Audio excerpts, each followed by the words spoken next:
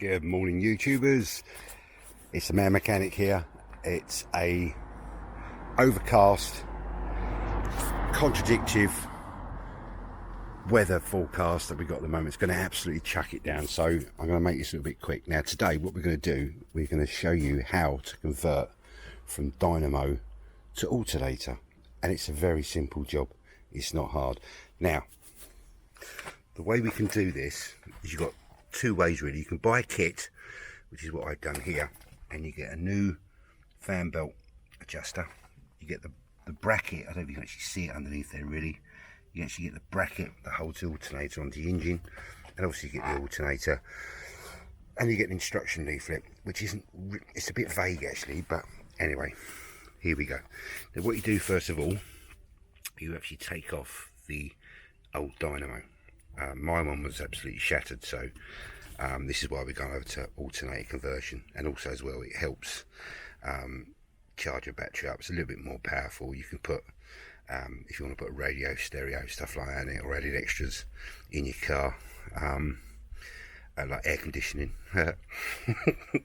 which is called open a window. You can do that, so it's very easy. And what you do is you obviously fit the alternator, and you adjust the fan belt so it's nice and tight. You're looking at about ½ inch play each way. That's how I usually adjust mine.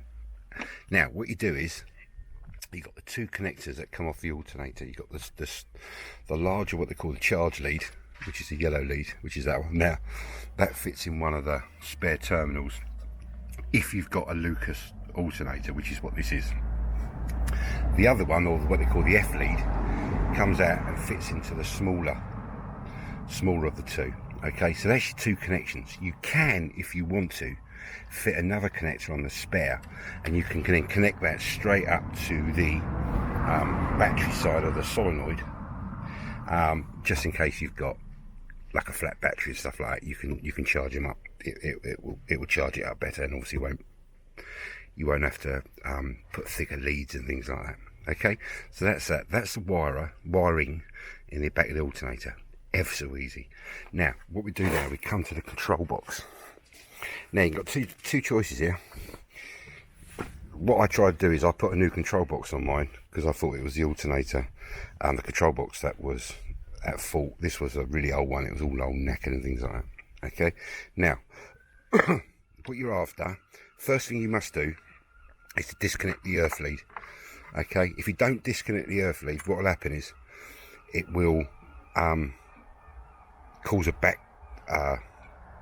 What it will tend to do is it will cause the it's like a resistor inside the control box, and what it will do is it's just actually drain your battery.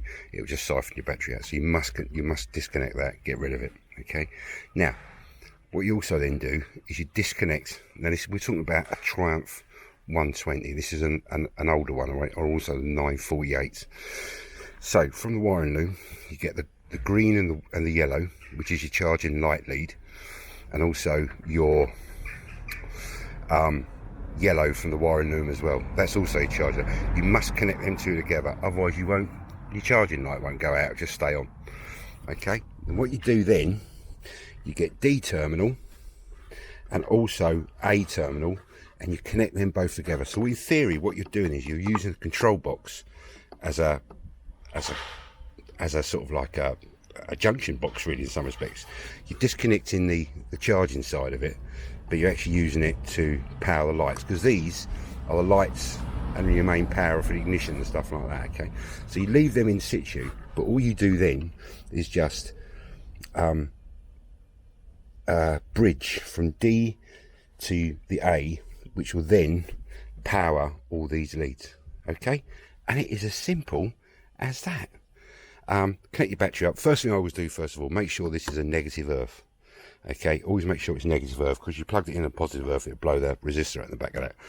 I always disconnect the battery first of all, because you really don't want fires, because these Heralds are renowned for setting fires because they've got no fuse box on them. Also, what you could do, what I probably will do later on, is incorporate a fuse box, take the control box right out and just put a fuse box in it. Okay, but at the moment I wanted to test it, see how it go. So this is your alternator conversion. How simple is that? If you want to keep, I'm going to tie all up so they don't all get what's in, all it is really, it's just a tester really, so it's going to be completely and totally all wired up properly, but it's just a little tester at the moment, and it works fine, and the alternator light goes out and the charging light goes out, sorry, and it's plugging in 14.2 volts, so I'm happy with that. Anyway, so there you go my guys, there's your alternator conversion, and the rain is just starting. Alternating conversion on a Triumph Herald through using a control box as a junction box type thing. Later on it'll be converted into what they call it, a fuse box, just to add a bit of protection really. And that's really it. Okay guys, hope you enjoyed that. If you did, please subscribe, and I'll talk to you later on. Take care guys.